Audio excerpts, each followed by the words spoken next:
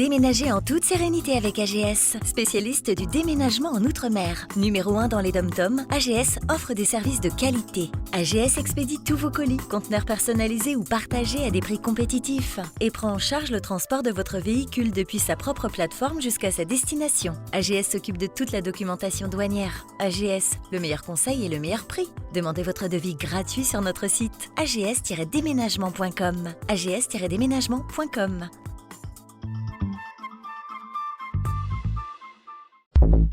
Guadeloupe, actualité. Outre-mer News, heureux d'être en Guadeloupe en compagnie d'une auteure, Jacqueline Delépine, qui a écrit 2 ouvrages. Nous allons nous arrêter particulièrement sur le Négropolitain, un ouvrage d'ailleurs qui a obtenu le prix Abtom 2021. Jacqueline Delépine, pourquoi ce titre et quelle définition le Négropolitain? Tout d'abord, bonjour. Bonjour. Et merci. Négropolitain, effectivement, c'est un titre choc, C'était volontaire d'ailleurs, parce que ça interpelle. C'est la fusion en fait entre nègre et métropolitain. Donc négropolitain. En créole, on dit nexagonal, nègre et hexagone. Et j'ai voulu donc mettre l'accent sur la société guadeloupéenne qui doit intégrer les négropolitains en fait, ceux qu'on appelle les négropolitains, c'est-à-dire ceux qui vivent dans l'Hexagone. Ceux qui vivent dans l'Hexagone, mais aussi ceux qui sont nés dans l'Hexagone, c'est la fusion en fait des deux, et aussi des cultures. Oui. Culture guadeloupéenne, culture antillaise et culture métropolitaine, culture hexagonale, puisque c'est le mot l'hexagone, on passe de métropole à hexagone. Et donc j'ai voulu mettre l'accent sur une problématique qui est d'actualité, parce qu'on a beaucoup de retours au pays. Et il y a des jeunes, notamment des adolescents, qui sont confrontés à un certain nombre de difficultés. Et justement, parce que le Négropolitain, c'est une source d'inspiration d'une situation réelle. S'il s'agit de Hugo, racontez-nous tout, sans nous dévoiler, tout l'ouvrage. En fait, c'est tiré de mon expérience professionnelle, parce que je suis enseignante, formatrice académique, j'exerce depuis de nombreuses années, j'ai exercé dans plusieurs académies, et donc, lorsque je suis arrivée en Guadeloupe, j'ai été confrontée à cette problématique de jeunes qui arrivent aux Antilles et qui ont des difficultés à s'adapter.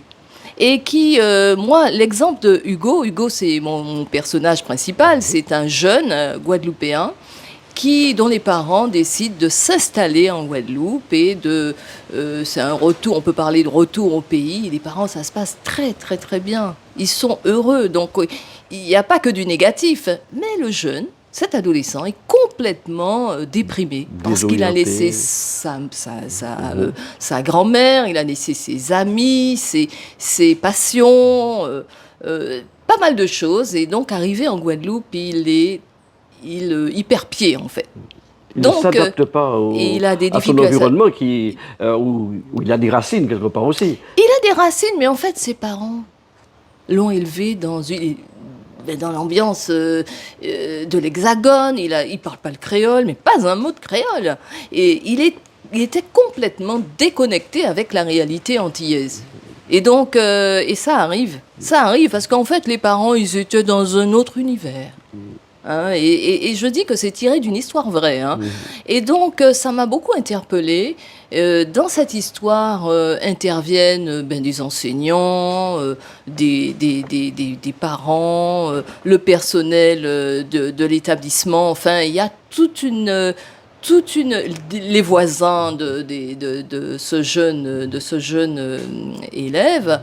Et donc, ça m'a interpellée.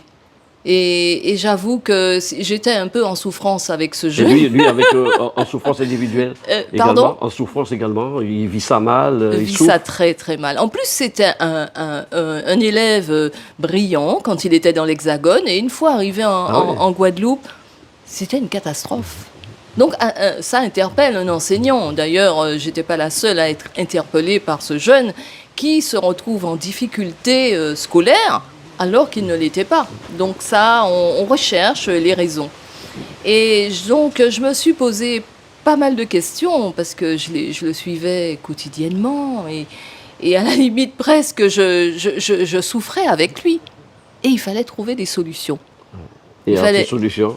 Ah, il y a des solutions qui se dessinent. On a Oui. des solutions pédagogiques. On a aussi la solution, c'est déjà avoir le contact, garder le contact avec surtout des adolescents. Et donc, et ce contact, j'ai su. Et je n'étais pas la seule d'ailleurs. J'ai su rentrer en contact avec ce jeune pour pouvoir comprendre ce qui se passait. Et à partir du moment où on comprend, on peut trouver des solutions. Et je pense que il faut du temps. Les choses ne se sont pas passées. Ce n'était pas si facile que cela. Il y a une chose, c'est que je ne vais pas trop dévoiler, Surtout, un petit brin. mais je peux quand même le dire, c'est que une rencontre dans l'établissement va l'aider à surmonter ce problème. Voilà. Alors justement, il ne parle pas créole. Au niveau de la classe, comment ça se passe avec les autres élèves? Ça se passe difficilement. Difficilement dans le sens où lui-même, il se met je dirais, en échec relationnel, hein, puisqu'il est d'emblée, lui-même dresse une barrière entre lui et les enseignants, lui. Et donc, c'est difficile d'y aller, il faut y aller. Hein. Donc, ça a été un rejet total, mais quand je dis total, de cette installation en Guadeloupe, en fait, on ne lui a pas demandé son avis.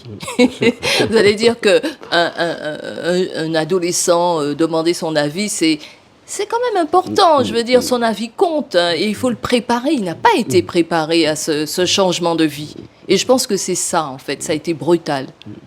Et c'est un choc. Il arrive à s'en sortir? C'est une histoire positive. Positive. C'est une histoire positive qui se termine bien. Oui, toujours. Toujours. Je pense que pour les adolescents, il faut pas écrire des histoires négatives. Et on entend souvent ça en Guadeloupe comme en Martinique. Est-ce que ce genre de situation existe encore? Le fait de quitter, moi je suis de la Guadeloupe, je pourrais quitter la Guadeloupe et venir vivre ici et d'avoir des regards un peu négatifs sur moi, ça existe encore? Pourquoi existe, cette incompréhension? Puisque je reviens sur mon terrain, je ne parle pas les créoles, mes racines sont là, et malgré ça, on n'est pas accepté totalement au sein de la population guadeloupéenne? Alors je dirais que déjà ce jeune ne parlait pas créole. Il avait déjà des difficultés de compréhension et ça c'est un problème parce que dans les cours de récréation on parle créole.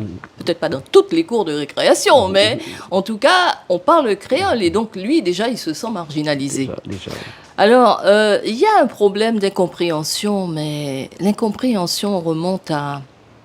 Je veux dire, c'est historique hein, quand même, hein, parce qu'on ne peut pas parler de la situation actuelle sans évoquer le Bumidum. Bah oui, c'est forcément lié au Bumidum. Et le Bumidum, c'est une histoire qui commence, qui a été créée en fait, le bureau de migration avec le ministre Debré en 1963, si mes souvenirs sont bons. Et c'est dans un contexte particulier. Parce que le gouvernement français, il organise en fait le déplacement des populations antillaises, antillo-guyanaises et pas que, aussi réunionnaises, vers l'Hexagone. Donc les personnes de l'outre-mer, d'une façon générale, quand elles arrivent à Paris, essentiellement, je dis essentiellement parce qu'il n'y a pas eu que Paris, il faut s'adapter. Elles sont là, elles ont été, il y a eu de la propagande, on peut utiliser le mot, qui a été faite. Et ces populations qui arrivent s'attendent à que du positif. Trouver du travail, sauf que ça ne se passe pas toujours très bien. Je ne dis pas qu'il n'y a pas d'histoire heureuse. Il y a eu des réussites, certainement. Bien mais sûr. Pour la plupart, on a eu un débat d'ailleurs à l'Assemblée récemment, beaucoup de souffrance, des gens qu'on a coupé pratiquement tous les liens avec, ils n'ont pas vu grandir des sœurs, des frères, et ne sont jamais même retournés pendant des années. Tout à fait. Et donc, en fait, comme je vous disais, c'est étroitement lié parce que les populations qui sont parties, les gens qui sont partis, on va peut-être revenir à la Guadeloupe, Oui, hein, mais oui. la problématique est la même en Martinique, Bien sûr, la Réunion, Guyane, bien la sûr. Réunion. Quand ces personnes sont parties, des fois, elles n'envisageaient pas de revenir forcément, et elles sont parties, certaines ont vécu difficilement ce déplacement, mais ne le disaient pas. Et non pas, et donc les populations, les Guadeloupéens qui sont restés, les Antillais qui sont restés sur place, quand elles les voyaient revenir en vacances, c'était quelque chose de bien vu. Et les gens mentaient aussi Ouais, sur sans leur savoir ce situation. que ces personnes vivaient, évidemment, Voilà. dans l'Hexagone. Ouais, Les gens ne savaient pas, les gens du pays ne savaient pas ce qui se passait vraiment dans l'Hexagone. Il y avait des réussites, mais globalement, beaucoup d'échecs. Et les gens n'osaient pas dire qu'il y avait un problème Absolument. d'intégration. On a cet exemple justement lors du débat. On voit une mère de famille, sa fille est née ici et elle a mis des années pour raconter son histoire de Bubidom à sa fille, qui a d'ailleurs jeté quelques larmes ce jour-là, des moments très émouvants, parce qu'en fait, cette fille, elle a effectivement un héritage ultramarin, mais elle n'a jamais su, sa maman n'a jamais voulu la perturber, lui expliquer comment elle était venue ici. Et ce sont des moments très compliqués. Mais c'est important de connaître son histoire. Et je dirais que, en fait, ça a été enfoui pendant de nombreuses années. Maintenant, on en parle, mais il y a beaucoup de gens qui découvrent le Bumidum aujourd'hui. Ils se disent, mais c'est quoi cette affaire? Comment, en fait, les Antillais, la communauté antillo-guyanaise, je dirais outre-mer, s'est retrouvée dans l'Hexagone? Ils savent pas. Et petit à petit, on en parle. Et je trouve que c'est bien d'en parler. Parce qu'il faut savoir d'où on vient. Ouais. Pour revenir à l'ouvrage, lorsqu'il est sorti, comment il a été accepté dans les Outre-mer, et notamment en Guadeloupe, pour de la population? Moi, je pense... Ce terme négropolitain... De ce que enfin, le retour que j'ai, un retour, je dirais... le terme interpelle déjà. Ouais. Donc tout de suite, quand on voit le titre négropolitain, on se dit mais c'est quoi? Il y en a beaucoup qui connaissent, hein, mais des fois non. Alors ils me demandent, on me pose des questions. Et c'est vrai que le mot nègre, souvent, il est interpellé d'une certaine façon, mais c'est un mot qui a une histoire, hein, forcément. Et le livre, il est très bien reçu. Voilà. Très parce très que bien je vous pose la reçu. question, ça pourrait aider aussi dans les relations, parce qu'on entend souvent, j'ai un ami récemment qui me le disait, il a vécu 40 ans ou 35 ans à Paris, et jusqu'ici, sa femme est là, mais ils ont du mal à communiquer avec les autres, à se faire des amis. En Guadeloupe. En Guadeloupe. En Guadeloupe, en Martinique. Comme s'ils viennent d'ailleurs, de très loin, alors que c'est... Je pense que c'est pas simple, mais il faut savoir trouver sa place. Quand on dit on veut trouver sa place, on la trouve. Et l'adaptation, c'est un terme qui est... Ça concerne pas forcément ceux qui reviennent, le retour au pays, mais peu importe l'endroit. Quand on veut s'adapter, on trouve les clés. Et c'est justement pour relier au livre... Ce garçon, justement, c'est le livre, il est intéressant parce qu'en fait, il cherche les clés, il trouve les clés, malgré ses difficultés, sa déprime, et ça, c'est important. Donc, quand on retourne, effectivement que c'est difficile. C'est difficile même pour les étudiants, des fois, qui partent pendant de nombreuses années et qui reviennent. Ils reviennent chez eux, il y a leurs parents, il y a des fois, il y a la famille, mais... On a des habitudes de vie. Et ici, c'est pas l'Hexagone. Ici, il y a il y a une culture locale, il y a des choses. Donc, s'adapter ne veut pas dire refuser ce qu'on a vu ailleurs ou ce qu'on aimait bien ailleurs. Mais il faut trouver sa place. Et en plus, on est un peuple multiculturel. Donc ça aussi, ça fait partie de l'adaptation. Et dans votre classe, il y avait combien d'élèves? Où se trouvait Hugo? Une trentaine? Oui, un peu 28 peut-être. Quelle était l'atmosphère des élèves? Les autres ne se rendaient pas compte que vous aviez quand même les yeux un peu fixés sur ce garçon? Non, ils ne se sont jamais rendus compte de cela? C'est-à-dire que je ne veux pas trop dévoiler, mais dans le roman, on voit bien que lui se met à part. Hein. Ouais. Il se met vraiment à part, donc forcément isolé. les autres élèves n'ont pas accès à lui. Vous voyez ce que je ne sais pas si vous ça, voyez. oui, donc je vraiment, ça va être très compliqué pour lui. C'est très compliqué pour lui. Et en plus, ce jeune garçon de 12 ans, il a été accompagné. Je n'étais pas la seule à l'accompagner parce que entre nous enseignants, on en discutait et on se disait qu'est-ce qu'il faut faire. Tu as vu un tel, comment on peut faire, etc. Et petit à petit, dans le roman, on en parle, on voit un petit peu, il y a un cheminement. Et je dirais que la même année ou une année avant, je sais plus, enfin c'était la même période, j'ai eu aussi un petit négropolitain qui, mais était, enfin quand je veux dire intégré, vraiment à l'aise. Il parlait créole avec son accent. Enfin, il était intégré. Apparemment. Ouais. Et quand il est parti, il m'a dit Madame, je rentre chez moi. Oui, il est venu me voir, Madame. En fait, il repartait. Ouais. Il était heureux de repartir. Et la difficulté pour les adolescents, c'est que c'est un âge où on se construit. On a des petites copines, on a la vie amoureuse qui démarre, on a des choses qui font que c'est une période compliquée pour faire un retour au pays. Et je pense que ça y contribue et ça y a contribué. Ça a été 2 parcours, 2 jeunes, même âge, et ça ne s'est pas passé pareil. Donc il faut trouver les clés, trouver sa place et surtout ne pas se braquer, je me permets d'utiliser ce terme. Et c'est valable pour les adultes aussi. Et ne pas forcément, je vais utiliser un terme qui peut choquer, mais avoir un comportement de dominateur. On arrive, on sait tout, on vient de l'Hexagone, on vient d'une grande ville, donc forcément les gens qui habitent les îles sont des gens qui n'ont aucune culture, qui n'ont pas de savoir-vivre. Non, c'est différent. Donc on s'adapte. Et sans oublier qu'il faut se méfier des apparences, parce que je suis bavarde. Parce qu'il y a des gens qui habitent en Guadeloupe, Martinique, mais qui ont beaucoup voyagé. Il ne faut pas se fier aux apparences. Ils sont là et on n'arrive pas en territoire conquis. Et ce que je dis, c'est pour toutes les personnes qui viennent d'ailleurs, au-delà même du négropolitain. Vous voyez, je ne sais pas si vous voyez ce que je veux dire. Mais c'est un terme a priori péjoratif. Enfin oui, il est péjoratif le terme. Quand on utilise le terme négropolitain, dans négropolitain, il y a négro, il y a nègre, c'est quand même négatif. Donc parfois les gens l'utilisent mais sans penser négativement. Ah mais c'est un négropolitain, voilà, mais c'est... Bon, c'est un petit peu banalisé parfois. Vous me disiez que cet ouvrage en fait est encore d'actualité, ça veut dire qu'il y a eu plusieurs tirages d'exemplaires et ça continue encore. Oui, c'est le titre peut-être qui attire. Parce que je pense que les téléspectateurs d'ailleurs voient l'ouvrage au niveau de l'antenne, ils voudront tout de suite se précipiter dans une librairie pour l'acheter le livre. Oui. Je pense que le titre est très fort.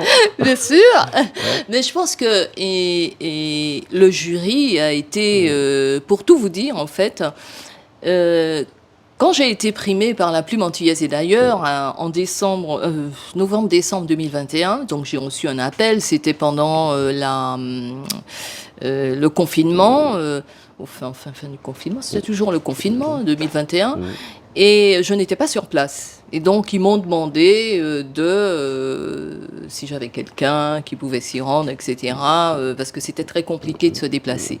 Donc, c'est mon neveu qui est allé, d'ailleurs, qui a reçu. Je le remercie en passant, je remercie Armel. Et donc, il y a un membre du jury, une femme, qui a dit qu'elle s'est reconnue dans le roman. Et elle était d'origine italienne. Voilà. Comme quoi, là, on parle de négropolitain. Voilà, donc ça interpelle au-delà même parce qu'on connaît la problématique des Italiens arrivés en France. À une époque, maintenant ça se passe un peu mieux, mais... La Plume antillaise, je veux aussi saluer c'est notre ami Jean-Jacques Simon qui nous a quittés il y a quelque temps, qui présentait d'ailleurs cette manifestation avec beaucoup d'envergure, beaucoup de dimensions. C'est quelqu'un que j'ai rencontré effectivement à la Foire de Paris et avec qui j'ai pu échanger. Alors, il y a évidemment le négropolitain, puis il Vous êtes aussi auteur de Celle qui se prenait pour Joséphine Baker. C'est le dernier ouvrage. Alors, 2 mots, Oui. cette fois, sans vouloir trop effacer voilà. le reportage de l'interview que nous faisons sur le négropolitain. Celui-là? Oui, absolument. Je peux le montrer. Oui, absolument. Alors, Celle qui se prenait pour Joséphine Baker, c'est mon dernier. Hein. Il est sorti il y a 1 an à la Foire de Paris. Et j'ai eu un très bon retour là-dessus, hein, justement par beaucoup de négropolitains, et pas que. Pour faire le lien avec le livre, pas que. Hein, c'était vraiment des lecteurs intéressés par déjà ce titre, Celle qui se prenait pour Joséphine Baker, et qui se déroule pendant les années 40 et en temps saurin. Donc en temps saurin, il se passe beaucoup de choses. Période très compliquée, très compliquée. Et très compliquée, et souvent on met en avant le côté, difficile de la vie quotidienne, ce qui est vrai. Mais dans la vie pendant cette période, il y a eu une artiste qui s'appelait Judith Okagos, qui a existé et qui a joué avec les plus grands, c'est-à-dire Toto Bissant, Darling Légitimus, Mamadou Condé, Robert Liensol, enfin toute cette première équipe qui était en fait les premiers noirs sur scène, et à Paris, au théâtre. Donc j'ai voulu la mettre en avant. Et elle a traversé Vichy, elle a traversé des épreuves. Et il y a fiction et réalité se mêlent. Donc j'ai voulu la mettre en valeur et aussi mettre en évidence cette période qui est méconnue, la Guadeloupe de Vichy. Parce qu'il se passe beaucoup de choses. Et je dirais que l'histoire est renouvelée. Donc j'aimerais bien que tout le monde s'y colle un petit peu, si je peux me permettre, hein, que les gens découvrent cette période de l'histoire qui est très compliquée. Et je dois dire que mon intérêt pour cette période est double. Tout d'abord parce que mon père a traversé cette période, ma mère a traversé. Donc j'ai des témoignages un vécu. Réel.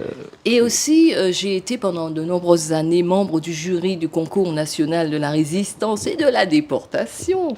Donc j'ai rencontré des résistants. Et ces résistants m'ont fait part de leur vécu. Et quand je dis vécu, mais aussi un vécu comment dire ça En fait, ce sont des dissidents. Hein, parce qu'on appelle les Antillo-Guyanais, on les appelait pas résistants, mais dissidents. Alors, je vais pas développer là-dessus, mais c'est très intéressant de voir le parcours de tous ces résistants dissidents qui ont quitté la Guadeloupe et qui ont répondu à l'appel du général de Gaulle.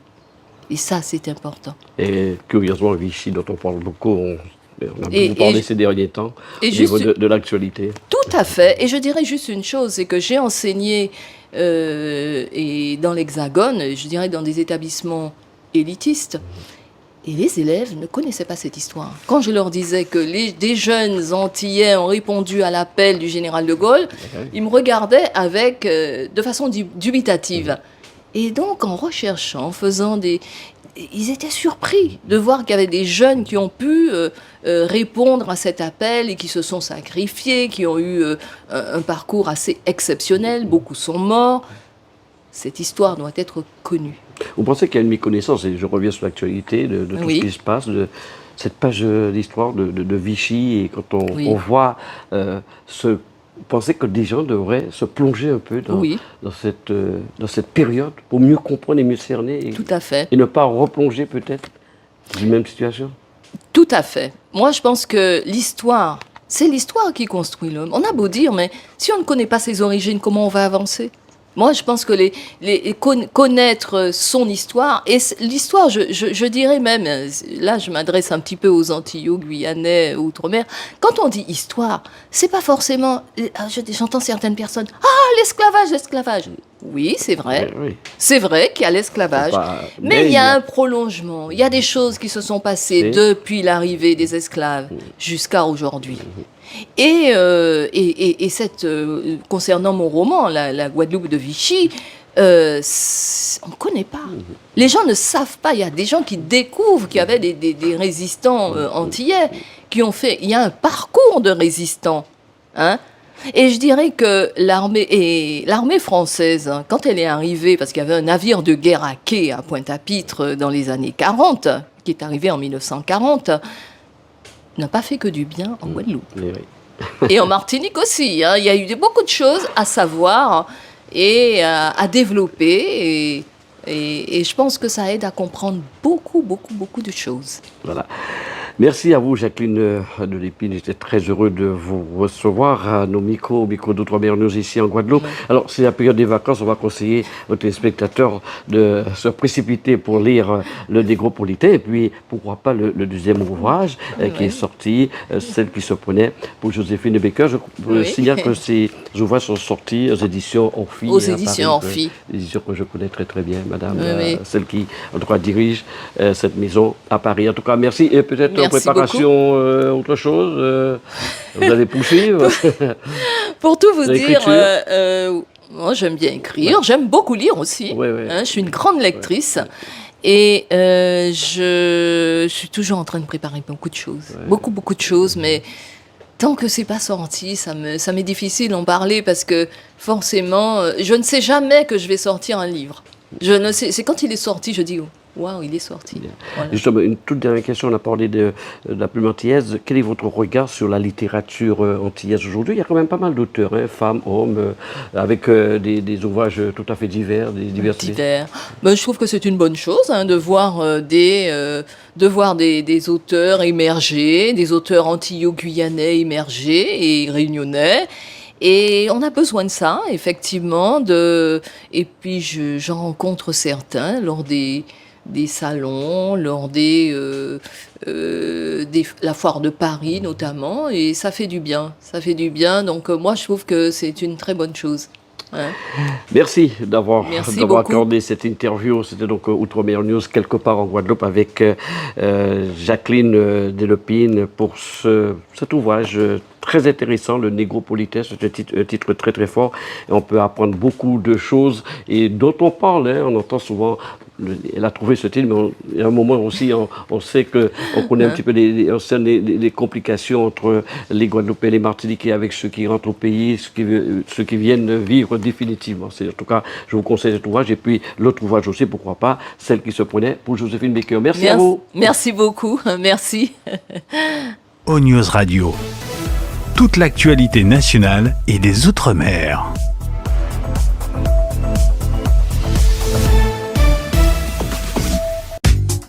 O-News Radio, c'est toutes les musiques du monde et des régions d'outre-mer. O-News Radio, votre web 100% musique, 100% info outre-mer, nationale et internationale.